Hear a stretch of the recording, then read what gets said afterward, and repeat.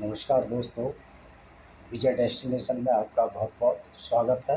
आशा है कि आप स्वस्थ होंगे और अच्छे होंगे। आज हम टीपू सुल्तान या टीपू सुल्तान का फोर्थ पार्ट या आखिरी अध्याय को हम वीडियो बना रहे हैं। तो टीपू सुल्तान ने बहुत सारी गलतियां की, बहुत सारे अत्याचार हिंदुओं पे किए। उसने कर्नूल के राजा रणमस्त खान को कोडावा कुर्गी जो कर्नाटक में है उनको मारने के लिए भेजा। बोला कि उनको आप जो इस्लाम में लाइए और उनको अगर नाम नाम इस्लाम में आए तो काट दीजिए, मार दीजिए। और कोडावाओं को पकड़ लिया इन्होंने। 500 कोडावाओं को वहीं मार दिया और 1000 कोडावाओं को ये कोई 4000 बोलता है, कोई 40,000 बोलता है। इस पर संख्या एक टेक्निकल पॉइंट हो सकती है, लेकिन कोडावाओं को पकड़कर ये किले के अंदर श्रीरंगपट्टनम में लाए और बहुत सारे कोडावा डर की वजह से जंगलों में भाग गए और वहाँ भी इनको ढूंढने की कोशिश की, लेकिन वहाँ की भीषण परिस्थितियाँ देख के, भौगोलिक स्थितियाँ देखकर इनकी सेना उनको पकड़ नहीं सकी। जो कोडावाओं को ये किले में लाया गया उन सबको ज़बरदस्ती मुसलमान बनाया और जिन्होंने मुसलमान बनने से इनकार किया उनकी गर्दन काट ली गई। खतना किया गया उन लोगों का, उनके बच्चों का भी खतना किया गया और इस तरह उनको मुसलमान बनाया गया। उसके बाद जो मैंगलोरियन क्रिश्चियन है, जो मैंगलोर कर्नाटक का एक शहर है, उन क्रिश्चियनों को भी ज़बरदस्ती पकड़कर मुसलमान बनाया गया, उनके चर्चों को तोड़ा गया। और मज़े की बात यह है कि मंगलौर से और कोडावाओं को पैदल ही श्रीरंगपट्टनम के दुर्ग में लाया गया और इतनी चढ़ाई थी कि आधे तो रास्ते में मर गए, उनको पानी भी नहीं दिया गया और खाना भी नहीं दिया गया। और इस तरह ही टीपू सुल्तान ने कोडावाओं को और नॉर्थ केरला में जो भी जहाँ इन्होंने अत्याचार किए, अभी आप देखते हैं कि वहाँ बहुसंख्यक जो आबादी मुस्लिमों की है वो उनको कन्वर्ट किया नायरों से और दूसरे लोगों से, जो केरल की बात कर रहा हूँ। और जो कुर्ग और कोडावा कुर्ग या मैसूर में निवास करते थे, तो इन्होंने नायरों को और नंबूद्री पादरों को तो इसने आदेश दिया कि सबको मार दिया जाए।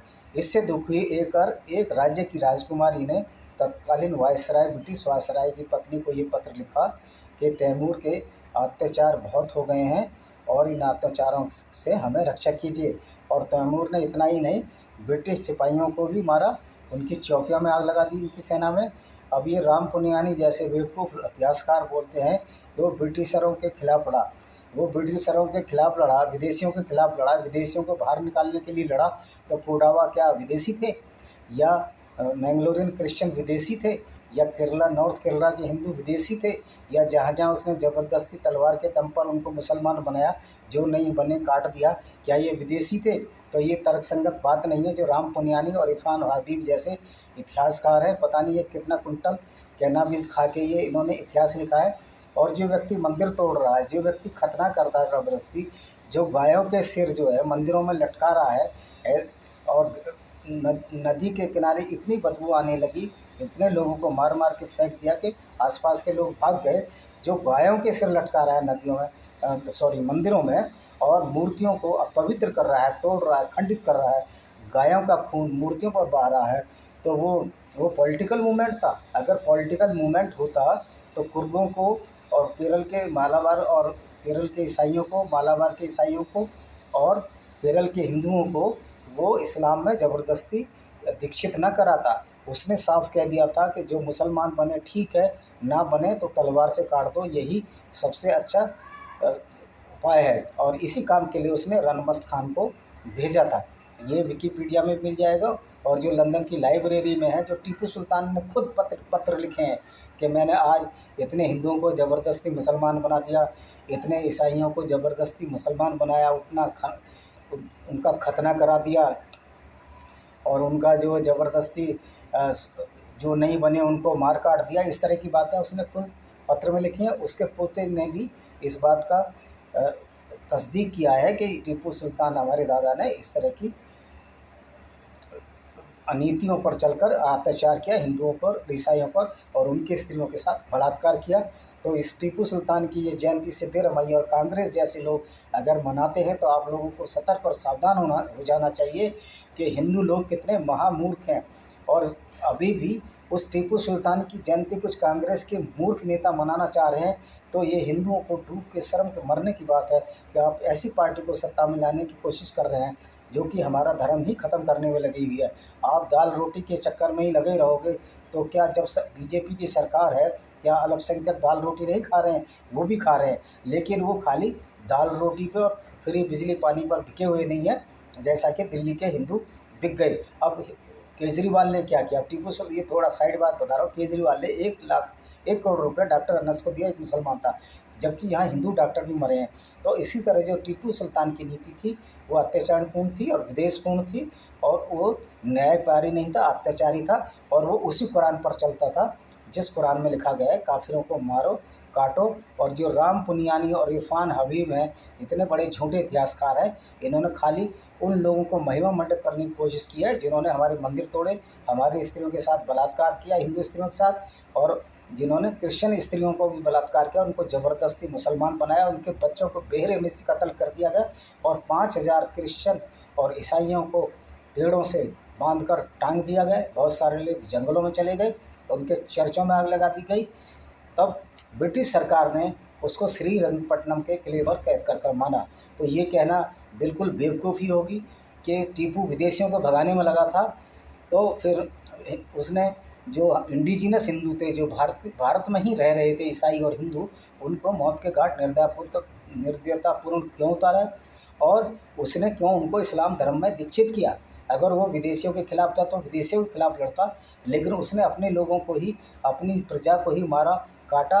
और सबसे बड़ी बात है, इसका बाप जो एक अनपढ़ और गंवार और जंगली आदमी था, हैदर अली, जो कुरान की जिहादिस्ट वर्सेस पर डिपेंड करता था, उनको फॉलो करता था, उसने एक छोटे 12 साल के राजा का वॉरियर जो श्री कृष्ण वंशी हैं, उसका ज़बरदस्ती राजपाट हत्या लिया।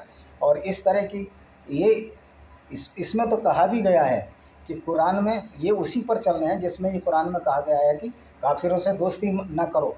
ये दिखावे के लिए दोस्ती करते हैं, क्योंकि कुरान में तकिया मतलब झूठ बोल के कैसे भी काफिरों को मारो, उनको अपने वश में करो। और यहाँ तक भी लिखा गया है एक आयत में, तो उनको अपनी बाहें से उनकी गर्दन पर उनको जकड़ लो, और जब तक उनको ओवर पावर ना कर दो, उनको गिरा ना दो, आप उनको छोड़ो मत।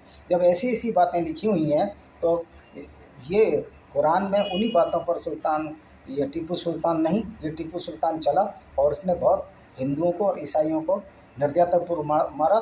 और ये एक बहुत ही कमीना, दुराचारी और अत्याचारी शासक था। और जो इसकी बढ़ाई कर रहे हैं राम पुनियानी, इरफान हबीब जैसे, ऐसा लगता है ये टनों गांजा पीकर लिखते हैं, या इनको कोई पैसा कहीं से मिल रहा है, या ये पैसे के लिए लिखते हैं। हो सकता है कि इनको वामपंथी पैसा देता हो, कांग्रेस पार्टी पैसा देती हो, क्योंकि 3-4 जो पहले शिक्षा मंत्री हुए हैं वो इसी मुस्लिम शिक्षा मंत्री थे। उन्होंने इतिहास को इतना डिस्टॉर्ट किया, इतना बर्बाद किया है कि हिंदुओं को कमज़ोर दिखाने की कोशिश की, जिनसे कि उनका आत्मबल गिर सके। लेकिन ऐसा नहीं है। वस्तुस्थिति यह है कि मुग़लों का शासन कभी पूरे भारत पर आया ही नहीं। कभी कभी महोबा स्वतंत्र था, कभी राजस्थान स्वतंत्र था, कभी कोई स्वतंत्र था, कभी ये नेपाल को जीत नहीं सके और उत्तराखंड को भी ये जीत नहीं सके। तो ये सर्वथा गलत होगा। ये इतिहासकारों ने झूठ लिखा है कि मुग़लों का शासन पूरे देश में था। और एक और झूठ पकड़ा गया है इरफान हबीब का और डॉक्टर राम पुनियानी का। एनसीईआरटी किताबों में ये पढ़ाया जाता है कि औरंगजेब ने मंदिरों को दान दिया, और अन्य राजाओं, मुस्लिम राजाओं ने, बादशाहों ने और मंदिरों को दान दिया। जब आरटीआई में उनसे ये पूछा गया, तो आरटीआई में एनसीईआरटी का ये जवाब था, एनसीईआरटी किताबों में ये पढ़ाया जा रहा है। एनसीईआरटी का जवाब था, ऐसे हमारे पास कोई लिखित में प्रमाण नहीं है, ना हमारे पास कोई ऐसे दस्तावेज़ हैं। ये जैसा कि अर्जुन सिंह ने जैसा एनसीईआरटी का पाठ्यक्रम बना दिया, उसी के हिसाब से हम चल रहे हैं। यानी कि अर्जुन सिंह भी उसी गद्दार लोगों में शामिल हैं जिन्होंने के हिंदुओं को कमज़ोर करने की साजिश रखी, और हिंदुओं से गद्दारी करके उन्होंने सिर्फ अल्पसंख्यक वोटों के लिए इस तरह का कोर्स एनसीईआरटी में रखवाया। आप अगर अभी भी हिंदू नहीं जागता है तो ये उसकी भूल होगी। और आप कुरान को ज़रूर पढ़ें हिंदू, और कुरान की जो आयतें हैं वो सर्वथा विवादित आयतें नहीं हैं, और काफिरों को और नॉन मुस्लिमों को वो जानवर ही समझते हैं और समझते रहेंगे। इसलिए आपको सोच समझकर चलने की ज़रूरत है। और अगर मैं ये गलत बोल रहा हूँ तो चाहे हमारे मोमिन भाई हम पर मुकदमा कर सकते हैं। मैं सिद्ध कर दूंगा कि कुरान में ऐसी आयतों से भरी पड़ी है जिसमें काफिरों को मारने काटने, उनको सिर पर पिघला हुआ पीतल और बहुत सारी अन्य बातें हैं। कांटे खाने को मिलेंगे, नरक की आग में झोंक दिए जाओगे तो नरक आग के लट्ठर बनोगे, ईंधन बनोगे। तो इन बातों को ध्यान में रखते मेरे सभी गैर मुस्लिम काफिरों से निवेदन है कि जब तक आप ताकतवर हो पूरे वर्ल्ड में तो आपकी चलेगी। अगर कुरान कुरान के फॉलोवर्स अगर ज़्यादा संख्या में हो गए, नेचुरली है वो कुरान के हिसाब से चलेंगे, आपका अस्तित्व भी ख़त्म होगा, आपके रिलीजन का अस्तित्व ख़त्म होगा और आपका नाम लेवा कोई बचेगा नहीं। ये कुरान कहती है, हम नहीं कहती। कि कुरान में लिखा है जिहाद करो और जिहाद से पूरी दुनिया में इस्लाम को फैलाओ। ये मोहम्मद साहब की प्रीचिंग भी है। इन्हीं शब्दों के साथ आप सतर्क रहें, सुरक्षित रहें। मैं अपने इस वीडियो को विराम देता हूँ। वंदे मातरम, जय हिंद।